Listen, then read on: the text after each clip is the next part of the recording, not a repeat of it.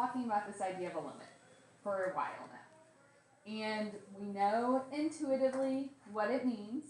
You know, if you're on a graph, as your x is getting closer to a specified value, what is your y getting closer to? Okay, that's what our limit is asking us. Does it matter what happens at the point? No. Okay, what if I want my y value to be closer to the actual answer? What should I do to my x? Make it closer to the x we're approaching, right? The closer it gets, the closer the x's get, the closer the y's get. So that's kind of this idea of the precise definition. Let's look at this scenario. If our function f of x equals 2x minus 1 if x is not equal 3, and 6 if x does equal 3. Okay, we know from a graph, when we graph piecewise functions, say do a t-chart for each, you would still have to plug in the 3 here, but what would you get out? If I put 3 in the first piece, we get 5, and how would I show that on this graph? Since it's not equal, an open circle. Okay, and then you could certainly do some other points. If you put in a 1, you get 1, 2, 3, so forth. So that's the top piece. 6 if x equals 3 is just here. All right, so can we all agree that if x is approaching 3, so if we're getting closer to 3, our y is getting closer to 5. Okay, so that's the limit. But if I wanted more information, could you find how close to 3 our x value would have to be so that we were within a tenth of 5? So that we got an answer basically between 4.9 and 5.1. Could we do that? Could we find an x that would make that happen? And if I wanted to be within 100, we could find an answer or find an x value that it would give us something between 4.99 and 5.01. So you can get closer to whatever y just by making your x get closer to 3. Well, we need, if I really wanted that to happen, you would have to figure out how to make that true rather than just guessing and checking, right? That's not the most efficient. So the distance from x to 3, the absolute value, right? Distance is always positive, so the absolute value of x minus 3.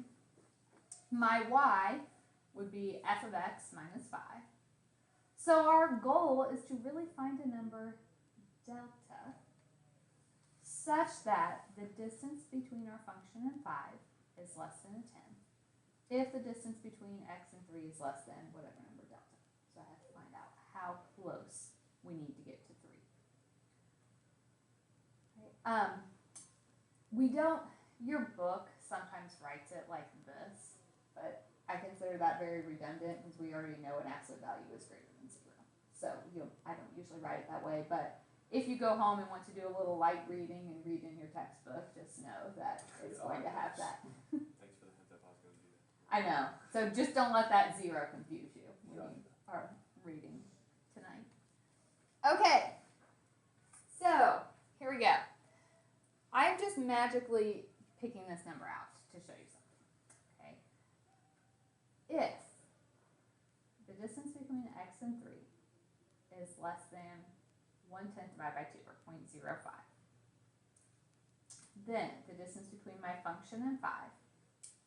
Okay, f of x was my function. The equation was 2x minus 1. Okay, so if you simplify, that's 2x minus 6. What could you take out of those? 2. It's a positive. It comes out as positive. If we already said the distance between x and 3 was 0.05, then that would have to be less than 2 times 0.05, which is 0.1. So what I just said is if you pick something within 500ths of 3, you'll get a y value that is within a tenth of 5. Right? So that is our short, or the window that we would have to pick our x within. That is what's considered the precise definition of a limit, the true definition of a limit. If that limit is in fact 5, you can always get closer to 5 just by picking your x getting closer to 3. So the formal definition says we have to find numbers epsilon and delta.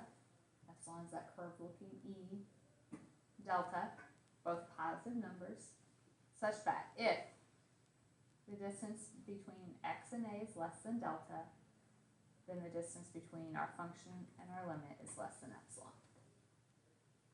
All right, graphically, what that means is if you pick something in this window, we know as x is approaching a, my function has to be approaching the limit. All right, if I get my a closer to x, then that function value will be closer to the true value. Another way to think about it, epsilon is the difference in the y value. All right, so think of it as this window. If you pick something, if delta is my window for x, so if I can have x minus delta or x plus delta, if I pick any x value in this window, it should give me a y that is within my tolerance for my limit. All right, this has some practical applications if you think about like manufacturing. Okay, if you are creating parts, will every part you make be 100% identical? No, there's some variation there. If you're designing bolts to build a particular thing, okay, not every bolt coming out of our machine is going to be identical. But we have to have a tolerance. If I know what this bolt is being designed for, the length has to be between this number and this number, so I have to calibrate my machine so that even though not everything will be identical, it will all give me an acceptable part at the end. Does that make sense? So we're like changing the calibrations on our machine to get a part that fits within my specifications. All right. I'm trying to just give you some visuals here to make a little more sense of it. All the letters get really confusing. If this is a particular function, f of x, this is my limit as I'm approaching here. If I want a y value that falls within this range, then that means I have to pick an x between those values. So that gives me my window on my x values. That's what we're looking at. All right. So if I want to find a number delta, so delta is the error in my x, such that the distance between this function and 2 will be less than 2/10.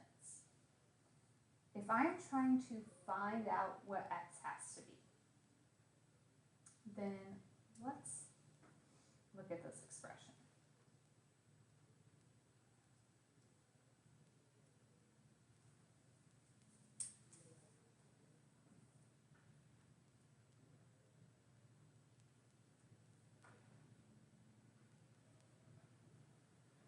Okay, think about what an absolute value inequality says.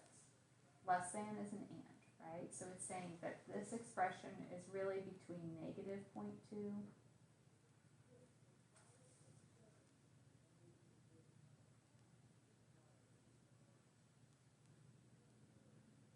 and positive 0.2.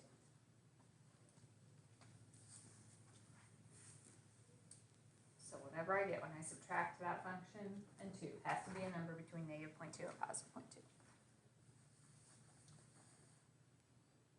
All right, if I were trying to get this expression by itself, what would I do with my minus 2? Oh, distribute. Well, you could. I'm going to do this one on graphing calculator to show you guys a visual. So let's add our 0.2. So this would be 1.8 is less than this expression. It's less than 2.2. All right. So obviously we aren't doing these problems on a graphing calculator, but I'm doing this for the visual here.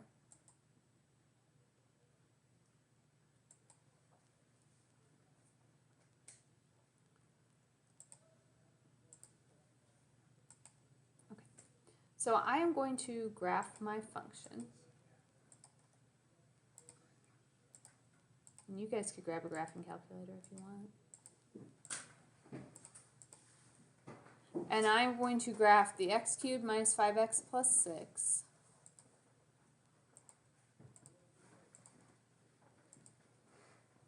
And then I'm going to graph 1.8 and 2.2.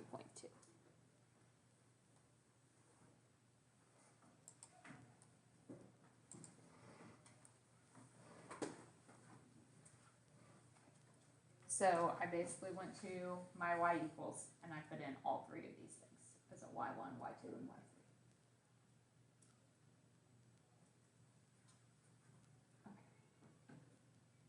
Kind of hard to see, so if I zoom in a little bit.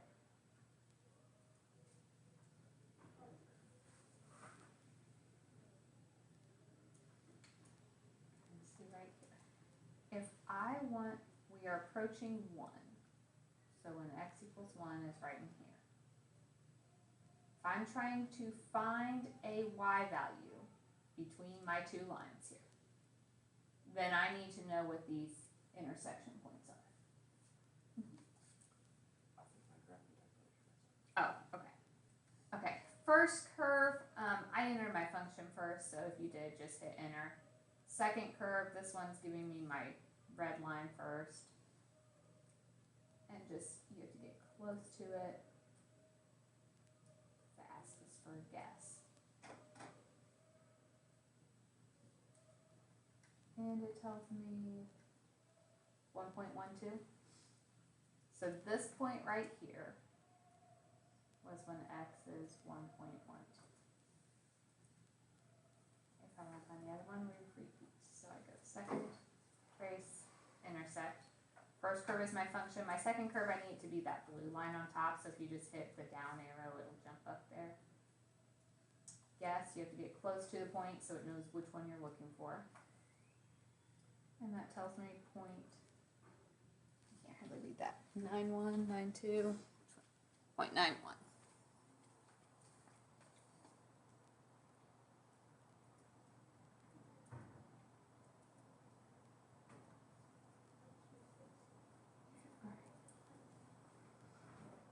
So that tells me if x is between 0.91 and 1.12, my function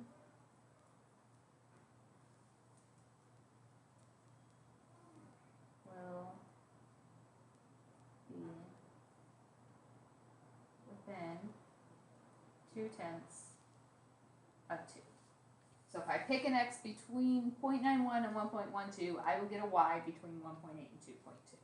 So we basically started with our acceptable window for y, and we used that to find our acceptable window for x. In our manufacturing example, I started with what size bolts will work, and I worked backwards to figure out how I had to calibrate my machine to make that happen. All right, that's the definition of a limit. If you can change, if you can look at how close you need to be to your exact answer, you can always find a window for your x to get there.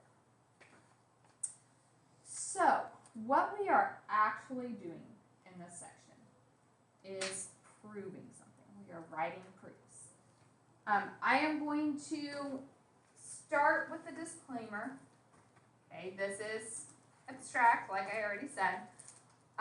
Probably not something I would focus on your test, but it would make an excellent bonus question on your test. So if I were to give hints, which you guys know I never do, I would tell you, you won't have one of these on your test except for the bonus question on your test.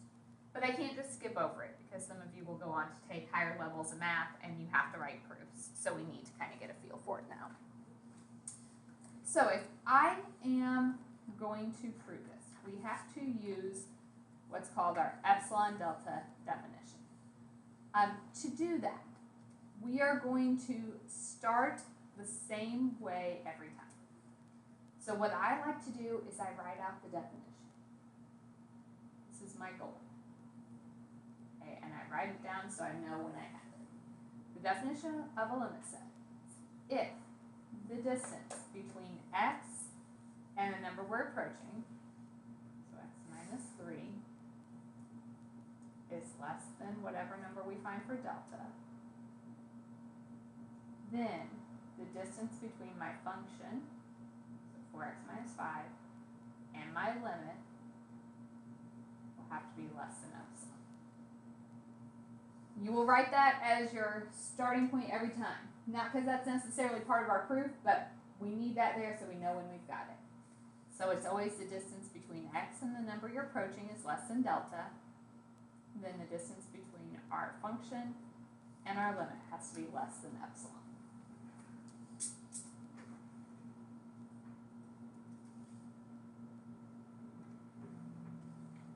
Alright. So, step 1 is kind of our scratch work. We have to find delta. We're going to find a formula for our delta value.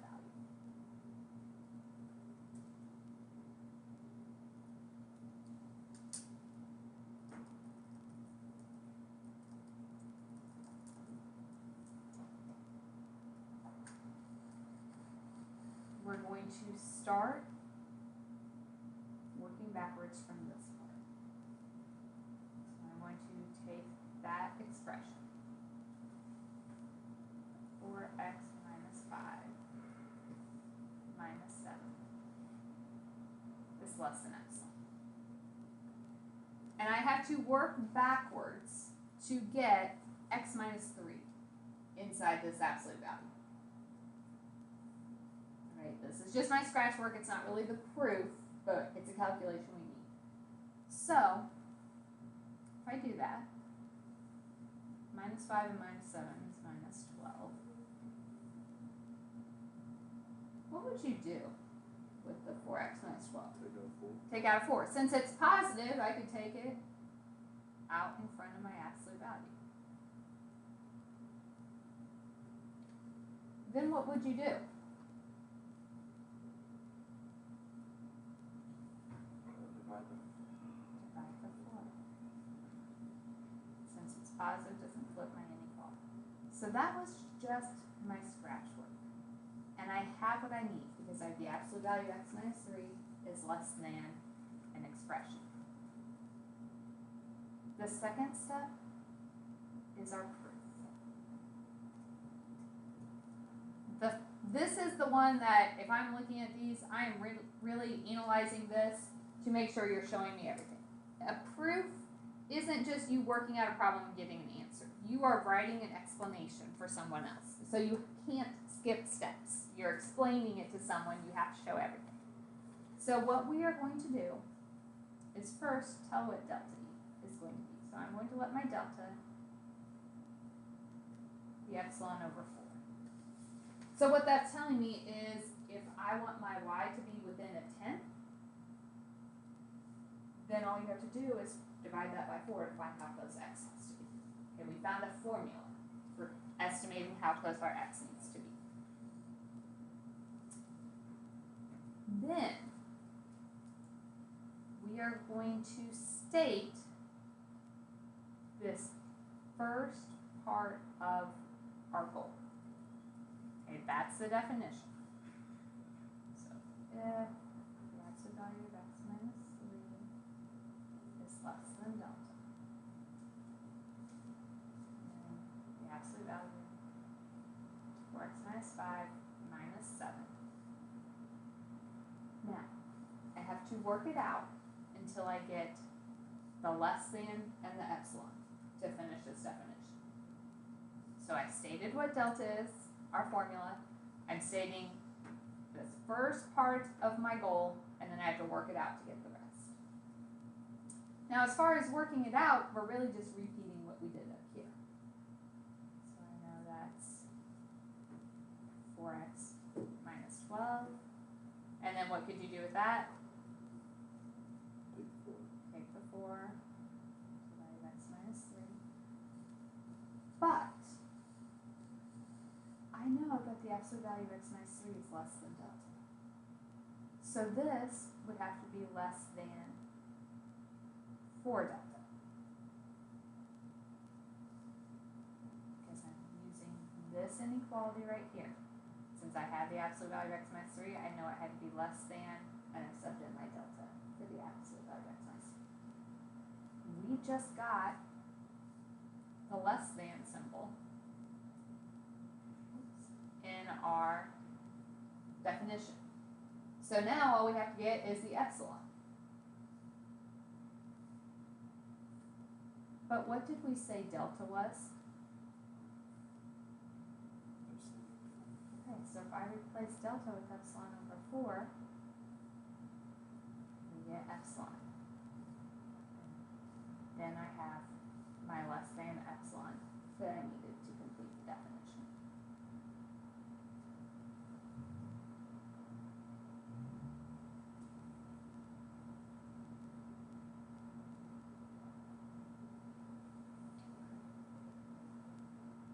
It's a little weird.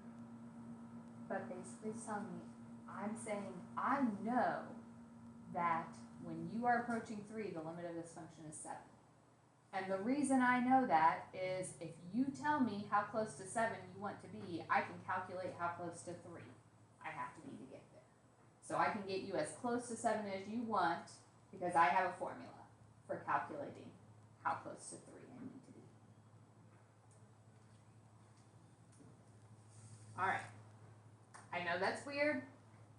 I know you're still probably really fuzzy on it. That's okay. Did I lose you on any steps along the way?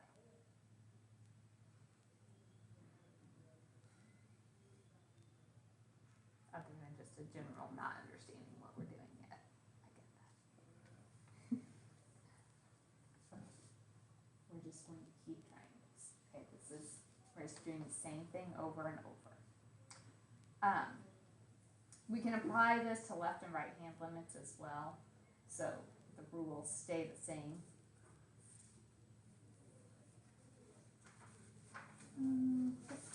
That's not the next one I have on your handout, is it? Sorry, I have a couple different versions of this. I think I opened the wrong one. The next one I had on your handout was limit x approaches 3 at 13x minus 29 equals 10. Okay. So, our process. First, let's write out our goal. If the absolute value, x minus a, so x minus the number we're approaching, so x minus 3, is less than delta, then the absolute value of our function, the thing we're doing the limit of, so 13x minus 29, and our limit is less than epsilon.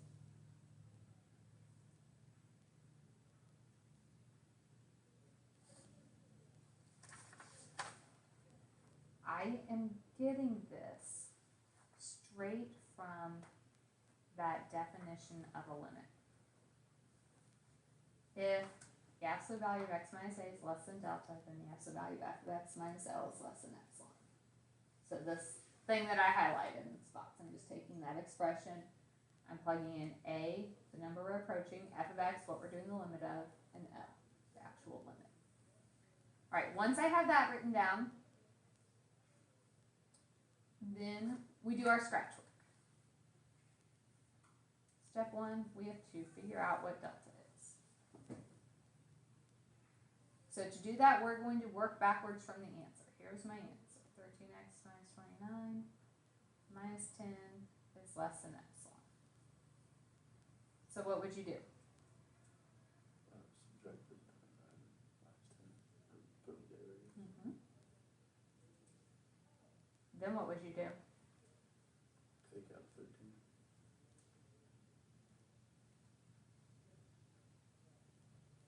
We're trying to get x minus 3. I've got it. I just need to get rid of the 13, so we divide it over. So the absolute value of x minus 3 is less than epsilon over 13.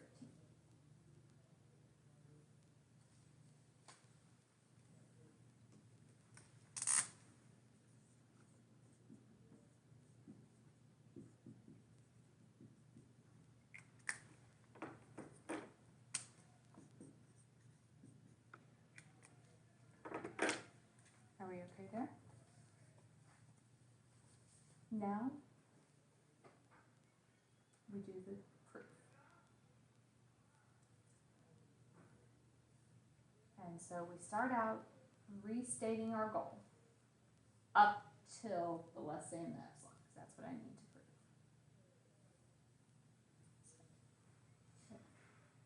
The absolute value of x minus 3 is less than delta. Then absolute value of 13x minus 29 minus 10 .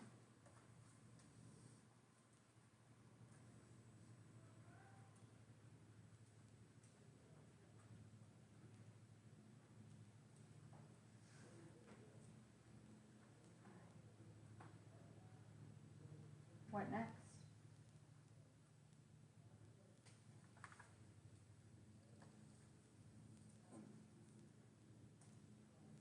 We're basically repeating what we did up here. So that's the absolute value of 13x minus 39, which is 13 times the absolute value of x minus 3. But I already know the absolute value of x minus 3 is smaller than delta. So 13 times the absolute value of x minus 3 would have to be smaller than 13 delta. And I just got my less than in my expression. Now we need our epsilon. So what is delta equal to? Ooh, I didn't state this. I should have added at the beginning. Let delta equal epsilon over 13. We should state that before we did it in our scratch work, but we should formally state it in our proof part. So what did we say delta was? Delta equals epsilon over 13. Okay, so I plug that in for my delta. So 13 times epsilon over 13 is epsilon. So then I have my epsilon. And I'm done with that proof.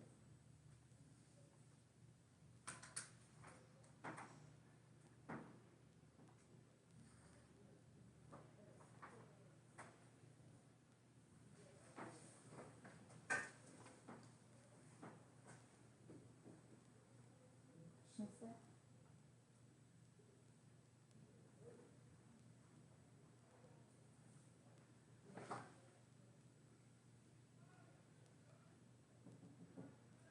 Do one more together, and then I may let you guys at least try to set one up and see how far you get.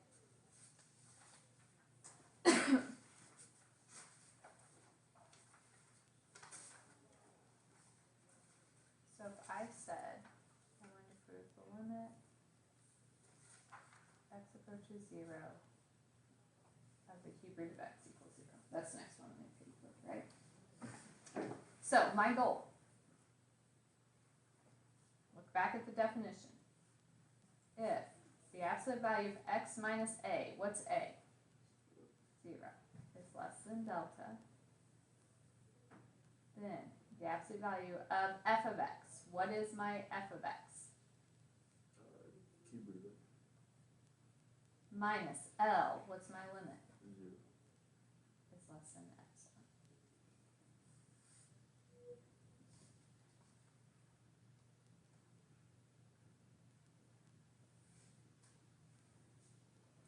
So first, we find delta. Finding our formula for our delta. Where do we have to look to get that?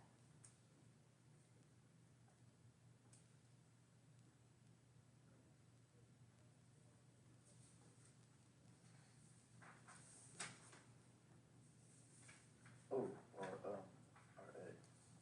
Wait, no. The one after the. Yeah, I don't. the second half. I think A is the 0. So we start with this expression. Cube root of x minus 0 is less than epsilon.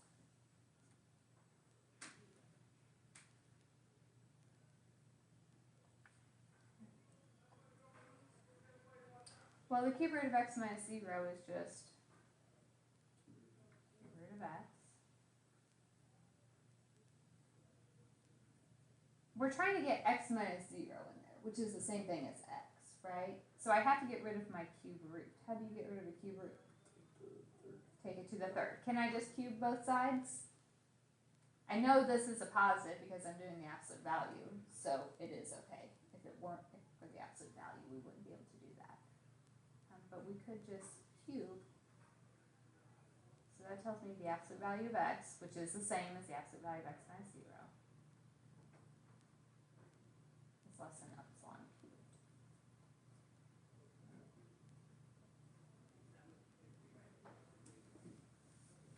So step 2.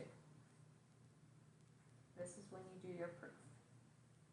First, tell me what delta is going to equal. What did we find out delta needs to be? Epsilon cubed. Then we restate our goal up until the less than. If the absolute value of x minus 0 is less than delta, then the absolute value of the cube root of x minus 0. And then I rework this until I get a less than and an epsilon. So I know the cube root of x minus 0 is just the cube root of x.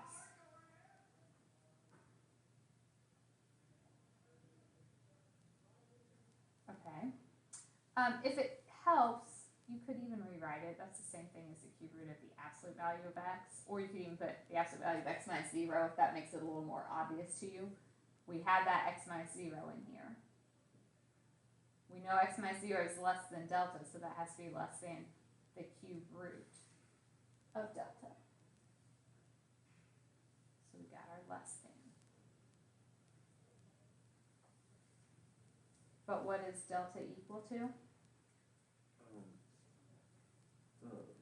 Epsilon cubed. And the cube root of epsilon cubed is epsilon. So we got our epsilon.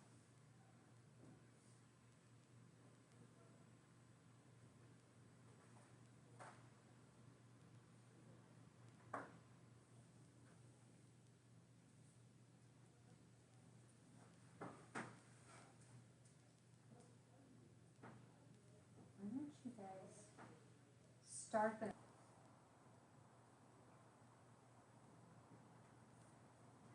then the absolute value of the function, 7x minus 9, minus the limit, so minus negative 30 is plus 30. It's less than epsilon. Did you guys have your goal written correctly? So first we have to find delta. You do that by starting with the second half.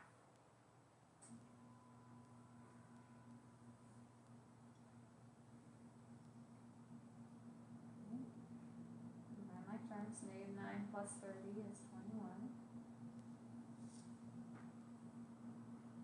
Remember, I'm trying to get this to be something about x plus 3. So what would you do?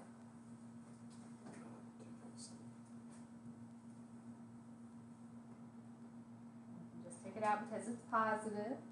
So then if we divide it, we get the absolute value of x plus 3 is less than epsilon over 7.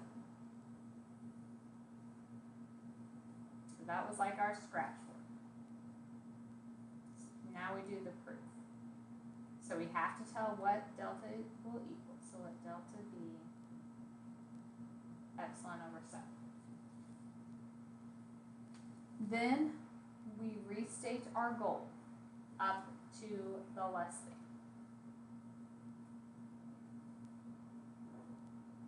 So if the absolute value of x plus 3 is less than delta,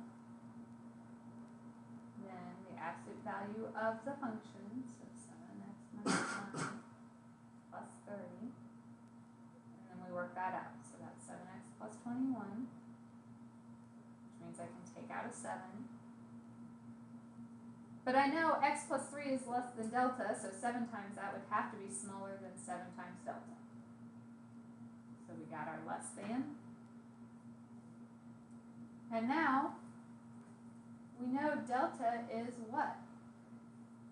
Epsilon over 4.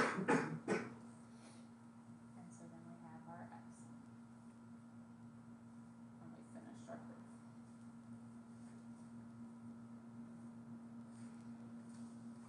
How did you guys do on that one? far did we get? Like until last step. Well, like The proof part? I got some of the proof, I just didn't get the 7 after the inequality. Oh, okay. Any questions? Okay. Think we can do the last one? Got 5 minutes. Alright, so we want the limit.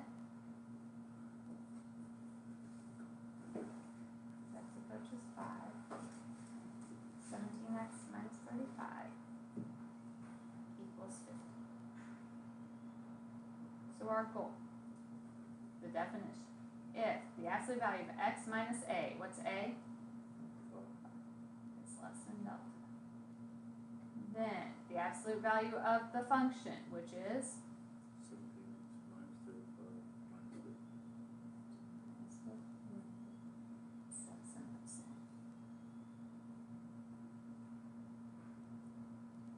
So we find delta. To do that, we start with the second half of this expression.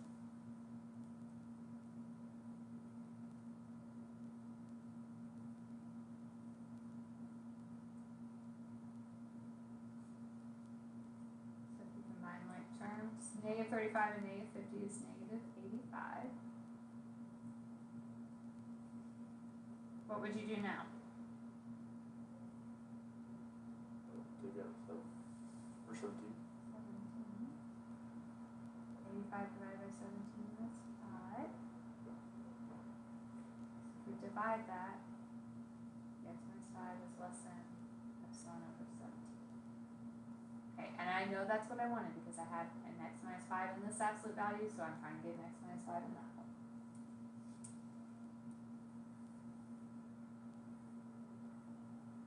Now we have the proof.